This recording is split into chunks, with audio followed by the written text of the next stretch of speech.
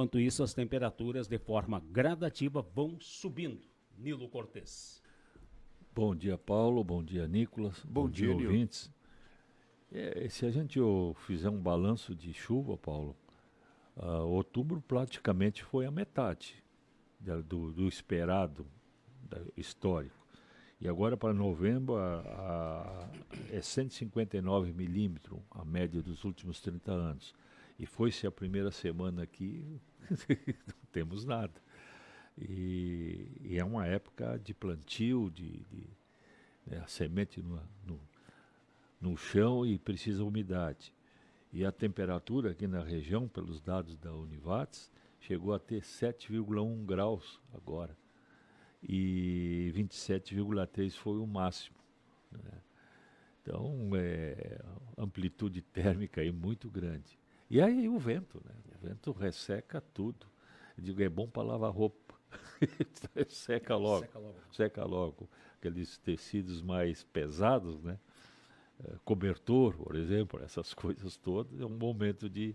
E os dados de que os últimos 8 anos foi o período mais quente registrado até aqui? Tem aí o COP27 agora, e tem esses dados, essas informações, que o balanço das temperaturas mais elevadas dos últimos 8 anos é mais alto que dali para trás, né? Então, comprova essas mudanças climáticas aí, né? Em termos de informação, assim, na área mais conjuntural, eu dei uma passeada ontem pelo lado de Carneiros aqui e encontrei lá um produtor de arroz do meio, o Henrique Schmidt, colhendo trigo. E conversamos. E ele, em arroz do meio, ele conseguiu chegar a 50 sacos por hectare. E com o pH tudo acima de 78, quer dizer, muito boa a qualidade do trigo. E se olhar as médias do estado, dados do conjuntural da Emater, 7% já foi colhido do trigo, ainda tem 46 em maturação, e a média é de 3.000 quilos, 50 sacos por hectare. Em Santa Rosa chegaram a 60 sacos, 3.600. E o pH bom, elevado, está dando pão, como a gente diz aí, né? Então, e o valor do saco do trigo oscila entre 96 a R$ 102. Continua superando o milho. Sim. O que não é muito comum acontecer. Não é o trigo, até pela qualidade, né, Paulo? Que quase sempre nós pegávamos trigo de qualidade inferior e aí o preço cai bastante, né? Quando baixou de 78 e quando é triguilho, então é alimentação animal, né? Pouco é usado em outras coisas.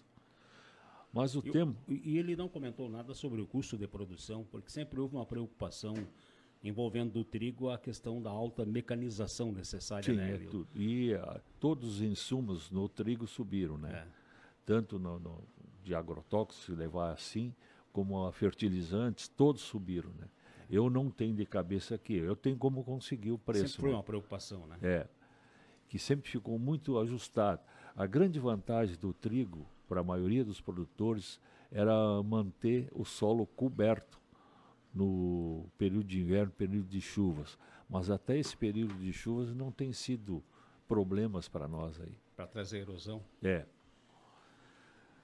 Mas o tema de hoje, Paulo, é a mosca das frutas. Mais ou menos nessa época do ano, a gente sempre, outubro, novembro, aí a gente fala nisso aí. Eu estive visitando o Cruzeiro do Sul e o secretário de Administração e Finanças lá, Volmir Dúlios, conversando comigo, disse, Nilo, eu estou sofrendo com a mosca das frutas. Disse, não é só o senhor, é muita gente, né? E o pessoal só começa a se dar conta dessas moscas das frutas quando ele vê embaixo das árvores as frutas caídas, né? E ali pouco se pode fazer. Quer dizer, na verdade, se começa a combater quando a frutinha está tamanho de uma bolita, vamos chamar assim, né? Que é agora. É agora, a partir de agora, para que as moscas não botem ovos lá e espera a acidez da laranja se mudar para nascer aquelas larvinhas. E nós temos aí 3 tipos de mosca de fruta que atacam. A mediterrânea, que é bastante comum aqui entre nós. A sul-americana, também bastante comum. E tem uma outra que vem importada com frutos de outros locais, a Neusiedl, que eu não tenho essa informação da região aqui. Acho que nós não temos ela por aí. Elas são muito vorazes, atacam as frutas, como laranja, caquis, maracujá, pêssego, goiaba, bergamota, ameixeira, pera. Essas frutas de safra que nós temos. Mas quando não tem essas frutas, elas ficam hospedadas, aguardando o momento das novas safras. E elas gostam de acerola, araçá, jabuticaba, pitanga, uvaia, carambola e uma série de outras frutas nativas aqui de nossa região. Então é complicado. E quando o inverno não é muito rigoroso, ela ainda se mantém em número maior, né? Que o inverno não elimina ela, mas dá um susto, né? Diminui bastante. O ciclo da mosca das frutas se completa mais ou menos em 180 dias.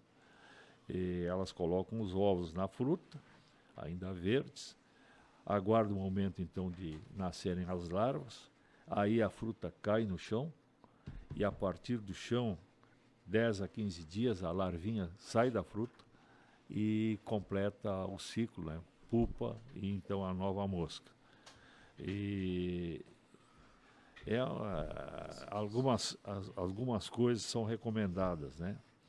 A aplicação existe produtos, né, agrotóxicos com receituário agronômico para pomares comerciais, né, que são utilizados, mas existe também um alerta que a gente faz: nunca aplicar produto nenhum quando as árvores estão em flor, porque aí interrompe a polinização e ainda tem o risco aí de matar os inimigos naturais, normais, nos pomares, né?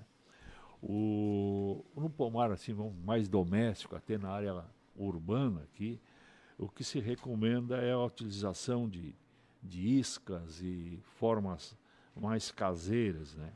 Existe inclusive um atrativo, o Ceratrap, que eu até fui na Associação Rural e eles estão por receber, eles não receberam ainda esse atrativo, que é montado as armadilhas no pomar, e eles capturam uma boa quantidade de mosca. Não tudo, mas uma boa quantidade. E existe umas dicas assim, mais... Mas em conta também. Sim, ele é caro. Porque esses atrativos são caros. São caros. Então, catar as frutas caídas no chão, enterrar, ou cortar ao meio e dar para os animais, né? É uma forma de, vamos dizer assim, de não deixar as larvas saírem. Mas isso funciona, por exemplo, lá em casa, que eu tenho 3 plantas, né? Agora diz, eu tenho 2 hectares, a coisa começa a complicar, né? Mas é uma forma de fazer. Retirada das frutas temporonas, não deixá-la seguir adiante. Há uma forma de ensacamento com saquinhos de papel, mas também... No caso da goiaba, não tem outra, é a melhor alternativa. Sim, goiaba papel sim. celofane. Goiaba sim. Aquelas goiabas maiores, né? A tailandesa, por Mas exemplo. ela funciona bem o papel. Só tem uma mão de obra de amarrar, né? Mas senão não tem como colher goiaba. Aquela grandona não se colhe mais. Não. O bichinho pega. O bichinho pega. Como diz a turma aí, é carne. Ou utilizar aquela mistura do vinagre de uva com um pouquinho de mel, né? Eu vou falar aqui. Uso, então, de armadilhas com garrafa plásticas, né? Eu gosto de pegar a garrafa de água mineral com gás. O plástico é mais forte um pouco, pelo menos eu acho. Uhum. E ali a 4 dedos do fundo, com um prego da grossura de um lápis, a gente faz alguns furos ali dentro. E lá dentro pode-se colocar até um suco de fruta, mas muito usado é o vinagre de vinho, mas não precisa mais de um dedo no fundo. As moscas são atraídas pelo cheiro da acidez, entram lá dentro e depois dão acertam a volta para sair lá de dentro e terminam morrendo. Também Já tem que renovar de vez em quando. Sim, né? a cada. Eu digo assim, a cada 10 dias, pelo menos, tem que dar uma renovada. Limpar, vai ver a quantidade de mosca que tem lá dentro. Também pode-se usar um melaço, na base de 7%, também atrai bastante a mosca. E pendurar, vamos dizer assim, do lado que bate o sol da manhã, a mais ou menos 1,80 m de altura, que é a área de maior voo dessas moscas, né, para atrair os bichinhos.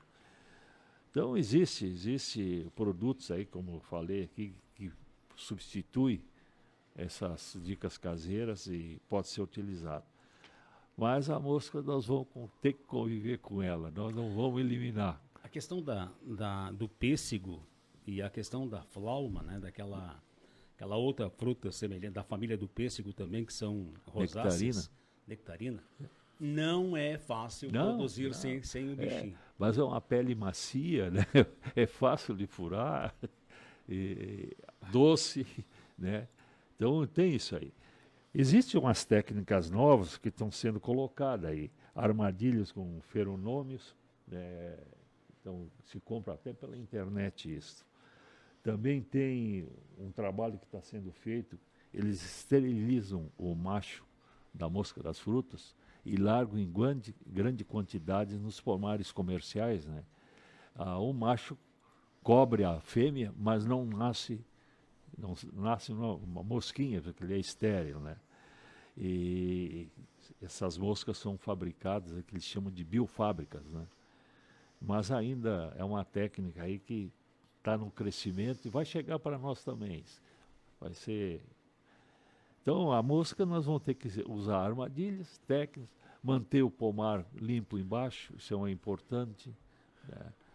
Importante também, Nilo, para quem mora mais no interior, a questão das goiabeiras do mato, né?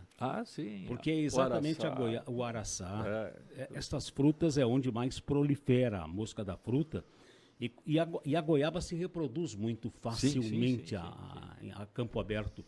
E aí, nessas goiabeiras do mato, cai muita goiaba que o passarinho não come, o que os animais, os bichos também, às vezes não conseguem alcançar. E ali é foco muito prolífero. Exato. Aí vai, né? E assim, tu cuida da tua propriedade, faz o combate todo. Aí uma propriedade, lá a 1 quilômetro de distância, tem lá uma meia dúzia de goiabeira, que não dá nem bola, né? E ali ela se multiplica, né? E ela é muito rápida. Ela é muito rápida. Mas estão aí as moscas, né, Paulo? É uns jeitos caseiros de fazer, né? E a laranja de umbigo é a preferida, entre as preferida. laranjas. A gente também gosta dela, né? Os bichinhos têm gosto. Então, a goiaba é campeã também, né? A goiaba é a laranja de umbigo. Tem que ser artista para produzir goiaba. Eu tenho saquinho de papel, eu boto lá em casa. E boto, como eu tenho poucos pés, eu boto em cada pé, eu boto uma garrafinha. Para não tem, é só o trabalho de controlar, né? Quantidade pequena. Em relação às moscas, um registro de como as coisas mudam e como, enfim, tem um restaurante em Estrela que no passado eles colocavam aquelas fitas, colas de pegar mosca e se colocava em toda a parte das mesas mesmo do restaurante e as pessoas comiam, almoçavam, jantavam com as moscas em cima. Mas tu compra são umas cartelas amarelas com uma cola. Exato. Porque não é só a mosca que ela atrai, pulgão e outras coisas. A cor amarela atrai. E os bichinhos vão ali e ficam grudados. Tu sempre vai pegar algumas, né? Nunca pega o total. Quando é pouca mosca. Tem lugar que aquela fita não. Logo todos os dias. Desaparece a cor. O segredo da mosca, a proliferação da mosca, daí não é tanto a mosca da fruta, a mosca comum, é aquela mistura de restos com um pouco de terra e umidade. Quando há esta mistura, ela prolifera. Né? Ela precisa desses três elementos. Então tem que se cuidar muito para evitar que os três estejam presentes e aí a mosca prolifera. Manter o solo do pomar gramado e com braço, né, cortado, é interessante. Né? Porque ali que vem os inimigos naturais, ela tem alguma dificuldade para se desenvolver no meio da grama. Então, é técnicas vamos dizer, de higiene do solo, da planta, né, limpeza. Mas aí, vamos conviver com ela. Eu acho que eu respondi lá para o Volmir aí, um abraço para ele, né? E quando tiver um ouvinte que tenha pergunta, eu posso não saber a resposta aqui, mas vou procurar com os colegas, vou estudar um pouco e a gente traz, na medida do possível, ali a resposta. Aproveitar para mandar então um abraço para os nossos ouvintes, o Volmir Dúlios, lá em Cruzeiro do Sul, ligado no Acorda Rio Grande. Isso aqui é uma encomenda dele, ele quer se livrar das moscas. O Volmir faz enxerto de figueiras. Especialista em enxertar figueiras. Eu não sei. Uma hora pergunta para ele, é simples, o enxerto de figueira, ele coloca um saquinho com terra, onde há uma gema num galho da figueira, e ali ela começa... Sim, na agronomia a gente chama de alporquia. E tu pode fazer isso com qualquer muda, né, de frutíferas. O nosso ouvinte Gilvano aqui, ele escreve que passou sufocar-se. É isso? Passou e está perguntando quantas vezes que tem que passar esse produto. O que eu vou te dizer assim, ó. Se chove, tu tem que passar 7, 10 dias.